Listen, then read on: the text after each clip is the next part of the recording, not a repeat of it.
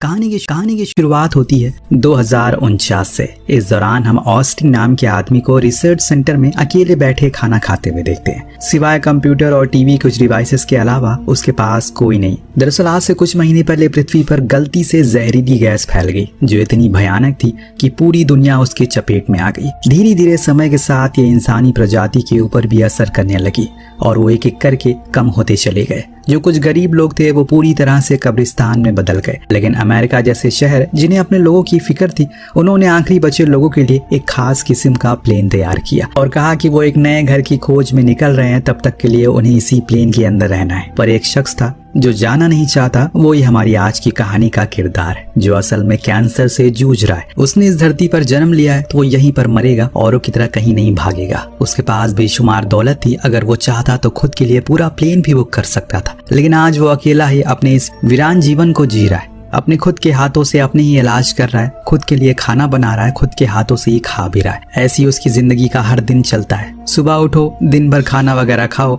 फिर पृथ्वी के हालातों के बारे में जानकारी और रात होने पर काले बादल को निहारते हुए सो जाओ। लेकिन आज मैं आपको बता दूं कि अगस्त हमेशा से ऐसा नहीं था। उसकी जिंदगी में वो जुनून था, वो हर जवान आदमी के अंदर होता है कुछ करने का, ताकि वो अपने और अपने देश के लिए कुछ कर सके।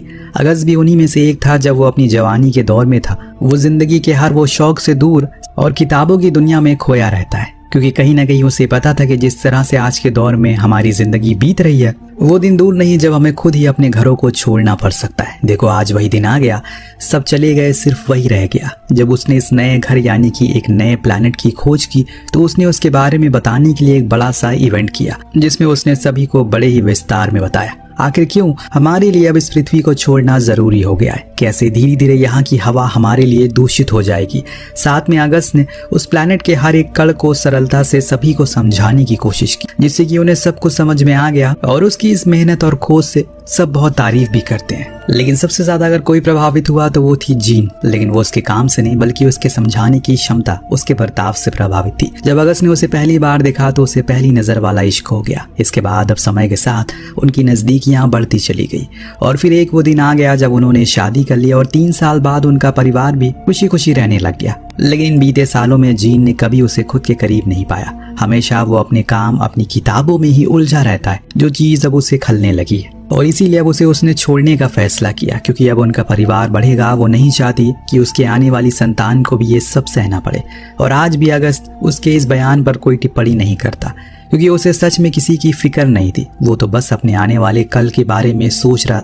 लेकिन आज जब सब कुछ खत्म हो चुका है, अब उसे सच में वो तन्हाई अंदर से खोखली करती जा रही है। और ऊपर से ये लाइलाज बीमारी जो उसे दिन ब दिन खत्म कर रही है, जिसके चलते अब उसे शराब पीना शुरू कर दिया, जिससे हुआ ये कि उसका मानसिक संतुलन डगमगाने लगता है। इस बीच उसके पास एक संदेश आता है जो K2 प्लैनेट से आया है। जी हाँ, ये वही ग्रह है जिसकी अगस्त ने खोज करी है और अपनी ही कंपनी के कुछ लोगों को वहां पर भेजा है, जिनकी हेड है डॉक्टर सूली, जिसका काम अब पूरा हो चुका है। और यही संदेश वो अब धरती पर भेज रहे, लोगों को देने की कोशिश कर रहे, लेकिन किसी से भी उनका कोई कांटेक्ट नहीं हो पा रहा है। होगा भी कैसे, क्योंकि धरती तो पूरी तरह से खाली हो चुकी है। पर यह बात उन्हें अभी पता नहीं है। अब जब अगस्त को यह संदेश मिला तो पहले उसे समझ में नहीं आया कि ये कौन है और क्या संदेश वो दे रहा है। उसकी तबीयत इतनी ज्यादा बिगड़ चुकी है कि उसे अब पिछला कुछ याद ही नहीं रहता। फिर भी उसने बड़ी कोशिश की और तब जाकर उसे याद आया ये तो उसके ही भेजे हुए लोग थे, जिन्हें K2 पर जीवन की खोज है या नहीं ये सुनिश्चित करने के लिए भेजा गया था। लेकिन अब उसे आने से रोकना होगा, क्योंकि अब इस जगह पर कुछ नहीं बचा। लेकिन अब वो 6 या फिर 7 घंटे बाद ही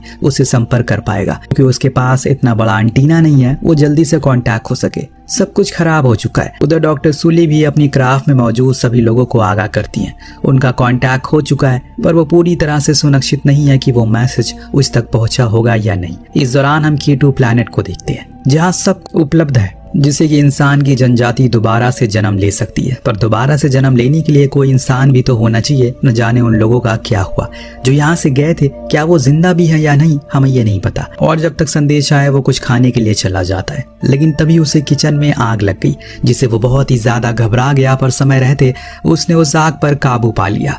लेकिन यहाँ उसके सामने एक ऐसी चीज आई है जिसकी इस जगह पर तो कभी कल्पना नहीं की थी।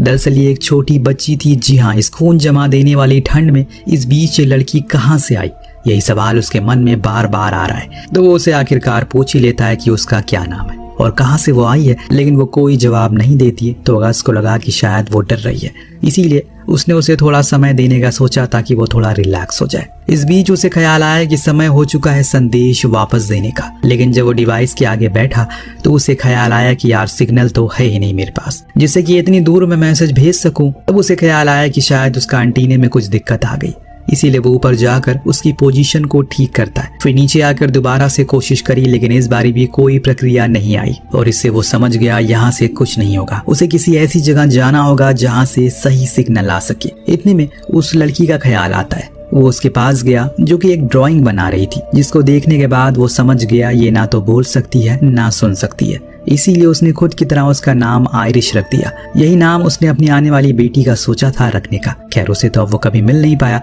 लेकिन इस वाली आयरिश को वो मिल गया जो उसके लिए शायद एक नई जिंदगी लेकर आई है। अब वो कुछ जगहों में देखना शुरू करता है जहाँ पर उसे अच्छा सिग्नल मिल सके।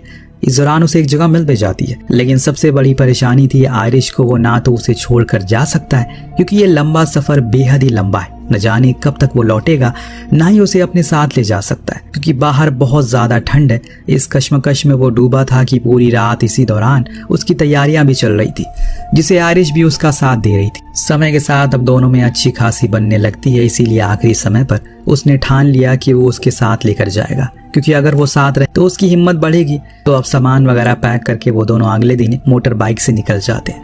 लेकिन दोस्तों यहाँ से अब कहानी में एक बदलाव आने वाला है। अब जो कुछ भी आपके सामने आएगा वो आपको झकझोर कर रख देगा, तो बस देखते रहिए और आनंद लीजिए। चारों तरफ हम बर्फ ही बर्फ देखते हैं। ठंड तो इतनी थी कि खून जमा दे, लेकिन फिर भी अगस्त भागे जा रहा है। समय जो कम है उसके पास। रात होने पर दोनों एक जगह पर ठहर जाते हैं क्योंकि अभी ठंड बहुत बढ़ चुकी है। लेकिन उसी दौरान एक हादसा हो जाता है। जिस जगह इन्होंने अपना कैंप लगाया था वहां की बर्फ पिघल जाती है, जिससे होता यह है कि दोनों ही पानी के अंदर गिर पड़े। लेकिन समय रहते अगस्त खुद और आयरिश दोनों को साथ में बाहर निकाल लेता है। लेकिन अब इनके पास कुछ भी नहीं है, यानी कि जो कुछ भी था जरूरत के लिए सब कुछ डूब चुका है। अगर कुछ बचा है तो इनके शरीर पर पहने हुए कपड़े, यानी कि बस इनके आगे का सफर पैदल ही तय करना पड़ेगा। लेकिन अगस्त के लिए सफर काफी कठिनाइयों से भरा था क्योंकि उसकी तबीयत खराब होने लगी थी। बूढ़ा अगस्त बार बार थक जाता है, वहीं बैठकर आराम करने लगता है, जो देख आयरिश ने उसे समझाया अगर आप ऐसे ही बार बार रुकते रहेंगे तो हमारा सफर और लंबा हो जाएगा। अगर आप लगातार चलेंगे तो दूरी कम हो जाएगी।